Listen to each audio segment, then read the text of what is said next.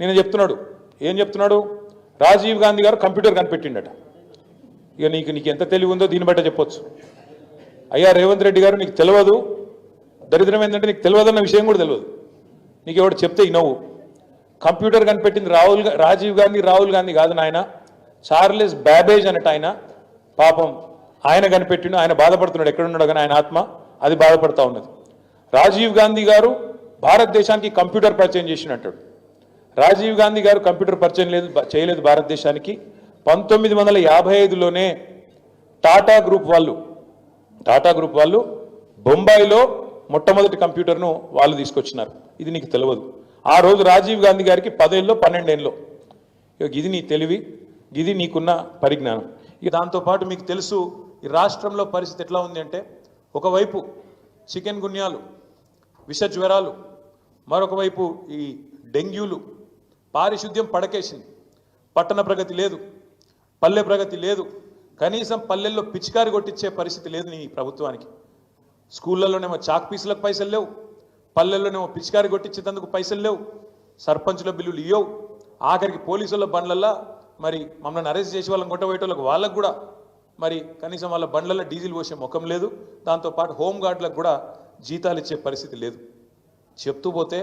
ఒకటి రెండు కాదు రాష్ట్రంలో ఒకవైపు హెల్త్ ఎమర్జెన్సీ పెట్టే పరిస్థితి ఉన్నది అంత దారుణమైన పరిస్థితులు వాళ్ళ పిల్లలు ఎక్కడ చూసినా ప్రతి ఇంట్లో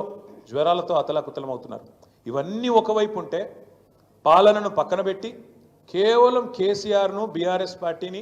తెల్లారి లేస్తే తిట్టడమే ఒక పనిగా పెట్టుకొని ఒక పనికిమాలిన పాలన నడుపుతున్న రేవంత్ రెడ్డి గారికి ఇవాళ ప్రజాపాలనా దినోత్సవం జరుపుతా ఉన్నాడు అందుకే ఇవన్నీ చెప్తా ఉన్నాడు ఈ సెప్టెంబర్ 17ను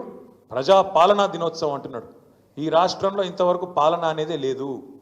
ఆలన లేదు పాలన లేదు గురుకులాల్లో పిల్లలు అవస్థలు పడతా ఉన్నారు విషాహారం తింటూ గురుకులాల్లో పిల్లల మీద అఘాయిత్యాలు జరుగుతూ ఉన్నాయి గురుకుల టీచర్లను 2500 మందిని తీసి పక్కన పెట్టేసినారు సడన్గా ఆకస్మికంగా ఇట్లాంటి పరిస్థితి ఉంటే ప్రజాపాలన పేట డైవర్షన్ గేమ్లు ఆడుతున్న రేవంత్ రెడ్డి గారు పరిపాలన మీద దృష్టి పెట్టు పరిపాలన చెయ్యి ప్రజలకిచ్చిన హామీలు నెరవేర్చు అందుకే ఇవాళ మేము మా పార్టీ తరఫున రాష్ట్ర ప్రభుత్వానికి ముఖ్యంగా ముఖ్యమంత్రి రేవంత్ రెడ్డికి చెప్పేది ఏమంటే ఇకనైనా ఈ 10వ నెల నుంచి అయినా పరిపాలన మీద దృష్టి పెట్టి ముందుకు పోండి తప్పకుండా ప్రధాన ప్రతిపక్షంగా మేము ఎప్పటికప్పుడు ప్రజా సమస్యల్ని మీ దృష్టికి తీసుకొస్తానే ఉంటాం మిమ్మల్ని ఎండగడుతూనే ఉంటాం ప్రజాక్షేత్రంలో ప్రజా ఉద్యమాలు నిర్మించి తప్పకుండా ఉద్యమిస్తూ మీరు ఇచ్చిన 420 హామీలు అమలు చేసేదాకా మీ అంతు చూస్తాం మీ ఎంబడబడతామనే మాట కూడా తెలియజేస్తూ నిన్న నువ్వేదైతే తప్పు చేసినావో తెలంగాణను అవమానిస్తూ తెలంగాణ ఆత్మను అగౌరవపరుస్తూ తెలంగాణ తల్లి ఎక్కడైతే కొలువు ఉండాలనో అమరజ్యోతి మధ్యన అంబేద్కర్ సచివాలయం నడుమ తెలంగాణ భవిష్యత్ తరాలకు భవిష్యత్ పాలకులకు కూడా స్ఫూర్తిగా ఉండాల్సిన ఆ స్థలంలో ఎక్కడైతే తెలంగాణ తల్లి కొలువు తీరాలో అక్కడ నువ్వు రాహుల్ గాంధీ గారి తండ్రిని పెట్టినావు తప్పకుండా మళ్ళీ చెప్తా ఉన్నా సకల మర్యాదలతో మేము మళ్ళీ ప్రభుత్వంలోకి వచ్చిన మరుక్షణమే సకల మర్యాదలతో ఆ విగ్రహాన్ని అక్కడి నుంచి తిరిగి నీ గాంధీ భవన్కు పంపిస్తాం అంతగానం ప్రేమ ఉంటే జూబ్లీహిల్స్లో నీ ఇంట్లో పెట్టుకో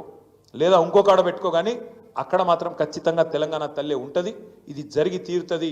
రాసి పెట్టుకోమని చెప్పి కూడా ఈ నిమజ్జనం రోజు చెబుతూ తప్పకుండా రాష్ట్రంలో గణేష్ పండుగ జరుపుకుంటున్న మా సోదరులకు సోదరిమణులకు ఈ వినాయక నిమజ్జనానికి సహకరిస్తున్న